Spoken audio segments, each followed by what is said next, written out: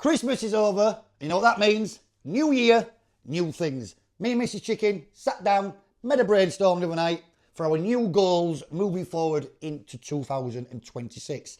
Now, our first social media goal is for me to put myself a little bit more out of my comfort zone and start doing things that I think I'm shite at, which is this, making talkovers. So do bear with me. I might stutter about 556 times, but it's going to be a little bit different than normal talkovers. It's just going to be me, no editing, just me off the back speaking to you a little bit more in depth this year about resin. So our first video of many this week, we're going to be talking about a few little tips and tricks on how we lay resin in winter, because it's not the same as in summer because of the weather conditions. So today's video is going to be about mixing times.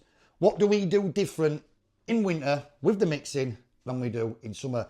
Now, as you all know, all the installers will back me on this. It doesn't matter where you get your resin from, because of the conditions are colder at this time of year, our resin in the pots are so much thicker than they are in summer. So mixing times in summer, 2.5 minutes, whichever you pick, keep it the same. In winter, we like to knock our mixing times up by 30 seconds. So we knock it up to 3 minutes, making sure every mix is the same. Why do we do that?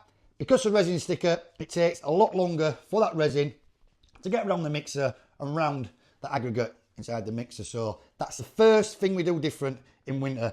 This week, we're going to be touching base on a couple of tips and tricks on the power float, and also a few little tips and tricks on how we can make it easier for us to lay resin in the winter months.